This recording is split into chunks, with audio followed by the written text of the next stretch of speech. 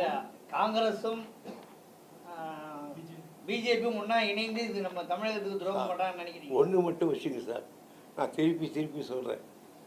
கர்நாடகத்தில் எந்த கட்சி எப்படி இருந்தாலும் யார் எதிரியாக இருந்தாலும் அதை பற்றி கவலை இல்லை. ஆனால் காவேரி பிரச்சனை என்றால் எல்லாரும் ஒன்றா ஒன்று சேர்ந்துறாங்க, அதில் பிரச்சனையே கிடையாது. அதனால் பெரும்பாலானவர்கள் எனக்கு தெரிஞ்சு இந்த நீர்வளத்துறையில் அந்த மாநிலத்தில் ஒரு மந்திரியாக இருந்தார். அந்த காலத்தில் நிறைய பேர் நுழைச்சி விட்டு போயிட்டார். அந்த எனக்கு தெரியும் சென்ட்ரல் வாட்டர் கமிஷனை பற்றி எப்படி இருக்காங்கன்னு தெரியும். பாதி பேர் கர்நாடகத்துக்காரர்கள் தான் இருக்காங்க. அதனுடைய விளைவு தான் இதெல்லாம் பிரச்சனை. அதனால அவர் சொல்வது தவறு. இந்த ஸ்டேட்மெண்ட் கொடுத்த உடனே அவங்க எம்பிங்க குழுவை போட்டு மத்திய அரசு அணுகுறாங்க. அப்போ நம்ம கவர்மெண்ட் சைடுல ஏன் சார் நான் ஒரு சாதாரண குடிமகன். இப்போ நான் எந்த பதவியும் நீங்கள் சாதாரண குடிமகன். ஏதோ ஒரு காலத்தில் ஏகாய் பார்த்தேன் என்பதை எனக்கு மனு துடித்ததால் இதை நான் படித்து காலையில் இருந்து படித்து எடுத்து உங்களுக்கு சொல்லியிருக்கேன். இது மத்திய சர்க்கார் தான் இது இருக்கும். தமிழ்நாட்டு முதலமைச்சர் கடிதம் எழுதியிருக்காரு சார் மத்திய அரசுக்கு இது சம்பந்தமா. கடிதம் எழுதலாம். பெங்களூருக்கு போகிறப்ப டெல்லிக்கு போகணும் சார் இந்த பிரச்சனைக்கு. மிகப்பெரிய ஆபத்து சூழ்ச்சி பண்ணுறாங்க. இதில் மத்திய சர்க்கார் எந்த அளவுக்கு உடன்படுதுன்னு தெரியல. எனக்கு தெரியும், எல்லா தெலுங்குகளும் செய்கிறது எனக்கு தெரியும். ஆகையினால இந்த மற்ற ஸ்டேட்டை கேட்கக்கூடாதுன்னே கிடையாது. எல்லா ஸ்டேட்டையும் எங்களை கேட்கணும்னு மட்டும் எல்லா இடத்தையும் சொல்லியிருக்காங்க. ஆனால் கேட்கக்கூடாது. முன்னாள் முதல்வர் எம்ஜிஆருக்கு அப்புறமேட்டு பேச்சுவார்த்தை நடத்துறதுக்கு கர்நாடகாவுக்கு போற ஒரு முதலமைச்சர் இவர் தான். அப்பவே அவர் கொஞ்சம் தயங்கினார். அங்கே போய் கூட குண்டூராக இருந்தார் நினைக்கிறப்போ. அதனால அவரும் ரொம்ப பெரிய போயிட்டு வந்துட்டார். இதாக கர்நாடகா நான் உண்மையை சொல்கிறது கேளுங்க. நமக்கு சர்டிஃபிகேட் கொடுத்து ஜட்ஜ்மெண்ட் கையில் வச்சுக்கிட்டு அதை போய் சென்ட்ரல் கவர்மெண்ட்டை தான் நீங்கள் பண்ணணும். இதை பண்ணுறாங்கன்னு சொல்லிட்டு சென்ட்ரல் கவர்மெண்ட் உங்களுக்கு இப்போ இருக்கிற முதலமைச்சர் நான் மத்திய சர்க்காரோடு ஒத்து போகிறேன் அப்படின்னு சொல்லியிருக்கார். ஒத்து போகிறவர் இதை செய்தால் என்ன? இதை செய்யணும். இதே பார்ட்டி பிரச்சனை அல்ல.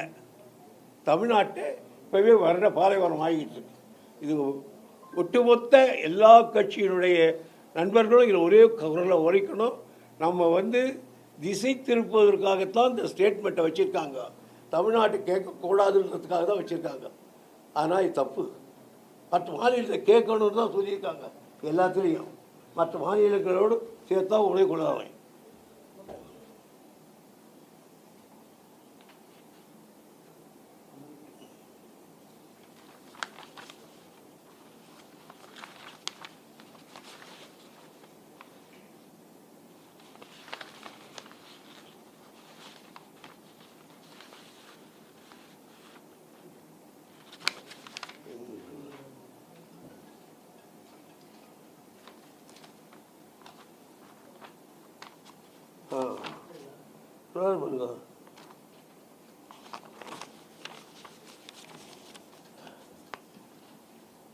However, the state concerned can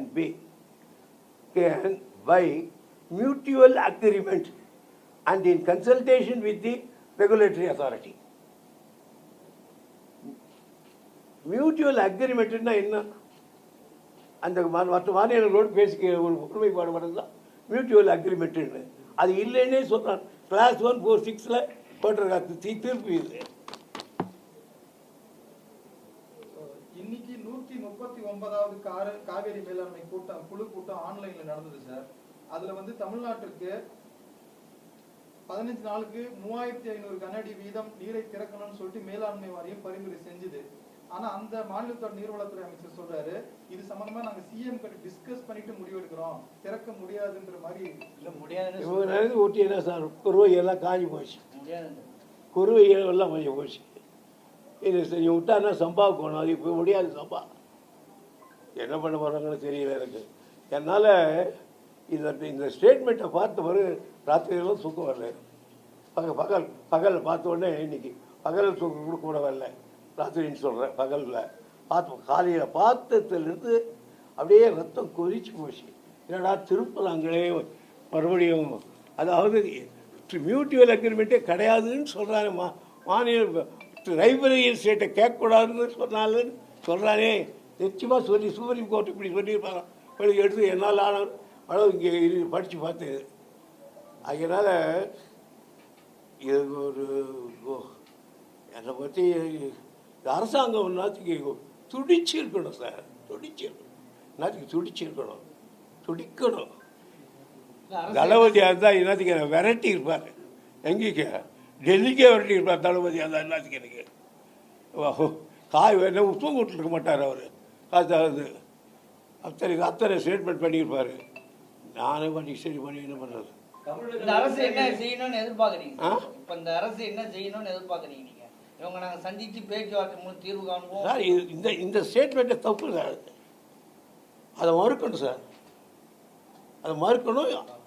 அதுக்கு ஆதாரத்தை கொண்டு போய் காட்டி, நான் சொன்ன மாதிரி எடுத்து காட்டி பாரு, சுப்ரீம் கோர்ட் சொல்லி இருக்குது, நீ இல்லைன்னு சொல்கிறீங்க அப்படின்னு நிச்சயமாக ப்ரிவிலேஜ் மோஷன் கொண்டாடணும். அந்த மந்திரி மேலே நானாக இருந்தேன்னா உள்ள ப்ரிவிலேஜ் மோஷன் கொண்டு வருவேன். சப்ரஸிங் தி ஃபேக்ட்ஸ், உண்மையை மறைக்கிறார். சப்ரஸிங் ஃபேக்ட்ஸ், உண்மை மறைக்கிறார். ஆகையினால it is a privilege. That is the rules of assembly. என்ன செய்ய போகிறாங்கன்னு தெரியல எனக்கு. யாராவது ஒருத்தர் ப்ரிவிலேஜ் மோஷன் கொடுக்கணும், இதை படிக்கணும். 4 இருக்குது, வால்யூமாக இருக்குது, 7 வால்யூம் அது படிக்கணும். மத்திய அரசு மேல கோபப்பட வேண்டிய தற்போதைய அரசு இந்த விவகாரத்தை வந்து திமுக மேல திசை திருப்புறாங்க. அத வந்து அந்த அமைச்சர் ஒருத்தர் சொல்லி இருக்கிறாரு, காவேரி விவகாரத்துல திமுக செய்த துரோகம் முன்னாள் அமைச்சர் துரைமுருகன் அவருக்கு மனசாட்சிக்கு தெரியும். காவேரி விவகாரத்துல அவங்க துரோகம் செஞ்சிருக்காங்க. நான் இப்போ யார் துரோகம் பண்ணாங்க என்ன சமாச்சாரம் கிழிச்சிடுவேன். ஆனால் நானே அந்த வேலையை செய்ய விரும்பலை. என்னை திட்டினாலும் பரவாயில்ல, அவங்க காவேரியில் மட்டும் ஒற்றுமையாக இருக்குன்னு கேட்குறேன். எனக்கு ஒன்றும் இல்லை, அதெல்லாம் ரொம்ப தப்பு.